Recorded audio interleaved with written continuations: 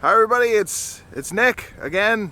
It's always going to be Nick. I'm the only one doing this, so hi. Today we're looking at a 2020 Ford Explorer Platinum. This is loaded up. All new for 2020 is the Explorer. On first looks though, it doesn't look a whole lot different from the outside than the outgoing 2019 model, but maybe looks can be deceiving. We'll wait till we get on the inside. I mean, it's not tremendously different than the 2019 Explorer. It has a similar shape, but then you kind of look at the back and it's got a little bit more of a sloped rear. Yeah, maybe it does. Maybe as I'm looking at it more, maybe it does look a bit different than the outgoing model, but I guess a similar lines. Anyway, let's move on. Let's check out the price on this one. If I can get it here, if you can see that, it's kind of glared. $61,530. Well, it's a Platinum. It's got everything you can add. I am not gonna judge the price because wow, is this thing loaded. And just wait till we get to the interior here. First thing I do want to point out is this remote start. There's nothing bad about it. Let me get it going here. The starter. So I don't know if Ford is. It just. I'm used to a different starter sound. The starter's a lot quicker. It's a lot rapid fire on the starter there. Anyway, that's just a little thing that I noticed. I guess I'm used to I was expecting a different noise on the remote start. Just a little thing I noticed. But anyway, let's check out the interior on this one. Rear bucket seats here. I'll have to put that seat up. This Platinum has like this kind of dark reddish brown trim on it. Nice little foot sills there. You see that? It's pretty cool.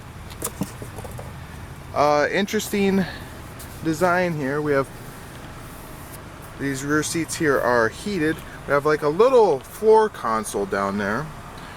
You could put a couple drinks. You could put other stuff down there. Has one touch digital sort of.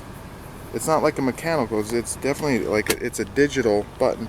Like on the Palisade has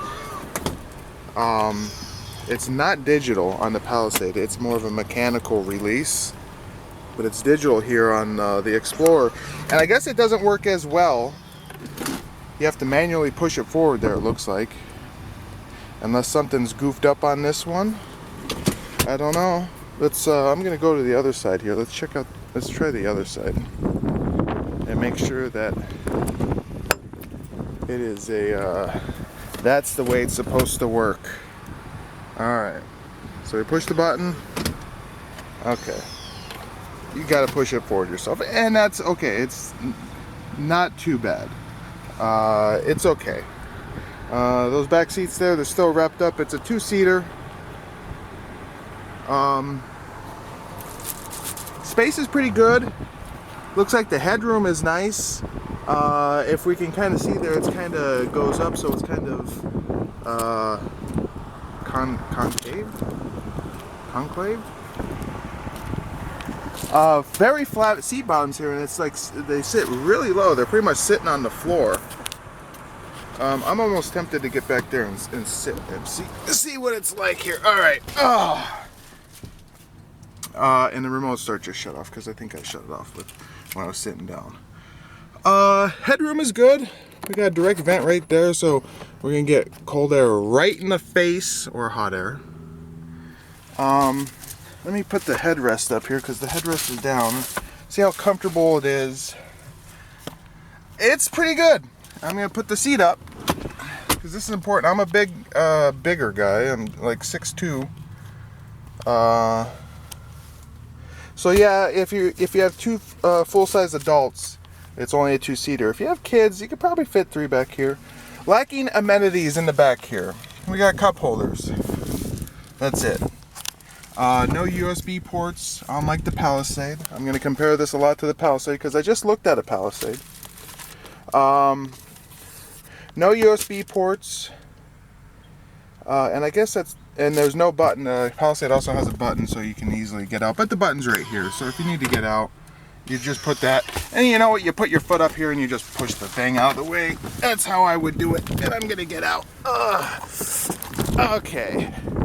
I'm going to do the remote start again here because there's a pretty cool like demo mode that the vehicle is in when you have the remote start. So let's start it up again here.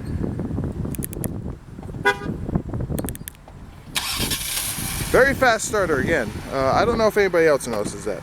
But anyway, let's get inside the front seats here. Let's look at the front seats real quick. So you got platinum embroidered there. Power driver seats. This one also has massaging seats as well. I see the little button there. Kind of a metal finish on the side here. B&O sound system. Power tilt and telescoping steering wheel. Here's your headlight controls. They changed the design of that. They've gone to a wheel. It also has folding mirrors, and they automatically come out when it's when you turn it on if you have them folded in. I'll show that maybe in a little bit here. So check out this cool demo mode that kind of shows off the technology, and I hope you like your tablets in portrait mode, because that's what we get here. Different. It's different. It is definitely different. Hyundai on the Palisade, they went for an ultra wide landscape style screen. Ford here has gone to and it's the engine is was shutting down here. I want to get back, and we're gonna have to do this again here, fans. Sorry, because I do want to. I guess I gotta talk faster here, so I can show you anyway. Let me show you right off the bat what I'm talking about. So our demo mode here, we get to see our full colored screens here. They look great, especially in the driver dash here. Look at that pretty landscape, mountains. We got mountains over here with snow on them, and it's in motion. It's a movie. The clouds are moving. It just looks great. Very, very stylish. Great presentation. All right, let's start it so that doesn't go away. Let's look at that screen again.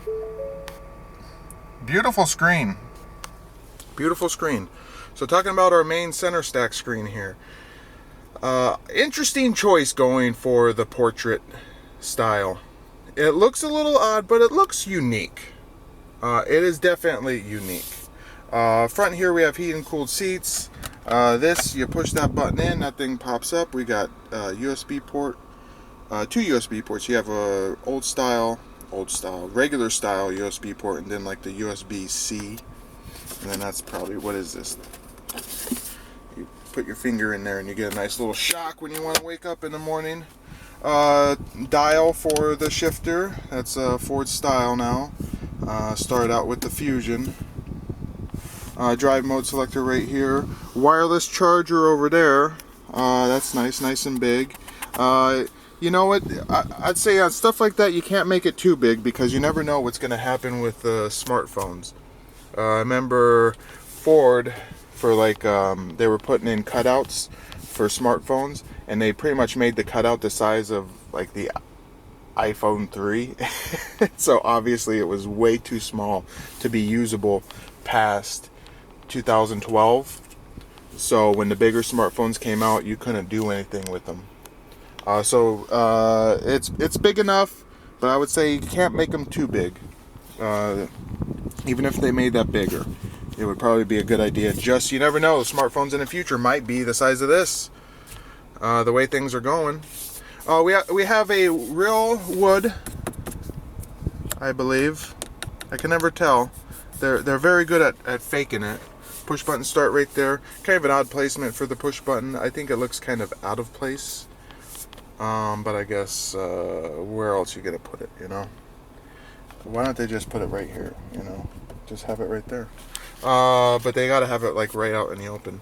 It's always been a pet peeve of mine. This is where you put the keys in normally. That's how people have been used to putting in keys for, I don't know, 60 years. Just put the button right there. Anyway, vehicle data collection active. That's new on Ford. So you got that Ford Pass. You earn rewards when you sign up for it. It's more data collection. What are they gonna do with the data? I don't know. Let's hope it's nothing nefarious. But if they're like watching, it might be just for purposes of, and I can understand it from a manufacturer's perspective.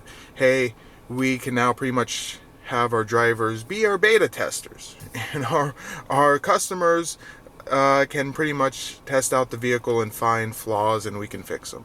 And this system is going to report that back to us. Though they could have done the same thing when you just come in for oil changes, but not everybody goes to a dealer. You know, they could have just did the data collecting on, instead of having it constantly going back and forth. Just data collect when someone comes in and does their oil change, but I digress. Dual climate controls. I do like the setup here. Very clean looking. 2 cup holders. What does this do? I guess I don't know. It's got a hand. I know this one does, I think, have the Ford co-pilot. So it's got all the extras, like the emergency braking, the adaptive cruise control, lane keeping system, all that good stuff. I didn't mention this, but we've got a pretty much a panoramic moonroof now. Before on the Explorers they had clear separation. They had a moonroof here, you know, a clear line. This one, it's still a clear line, but it looks like it's almost all one glass. Before they had roof here, and then further back they had another like single panel. So this is similar to like the F-150 with the panoramic moonroof. It almost looks like all one glass. I know it's not, because this one opens, this one doesn't. Anyway, seats are comfortable. I haven't pushed the massaging seat button, so I'll push that now. You see it comes up on the screen there. And we can set a whole bunch of options here. Lower rolling, upper rolling, circular cushion, full recovery, relaxed recovery. Wow, that was freaking awesome. Look at all these massaging options. No, turn it back on. Look at all the settings on here. You can have, if you want specific, you know, I just want to relax. You know, I push that. Oh yeah, and it shows you right there what it's doing. Oh yeah, see right there, it's going on the butt. That's nice. I want that on high. Work it. Oh yeah, pretty cool. I think I'm gonna sit in here for a while.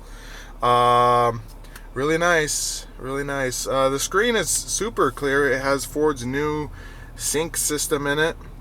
It has a 360-degree backup camera right here, so we can see what's around the vehicle. It has like sensors, you know, forward sensors, rear sensors.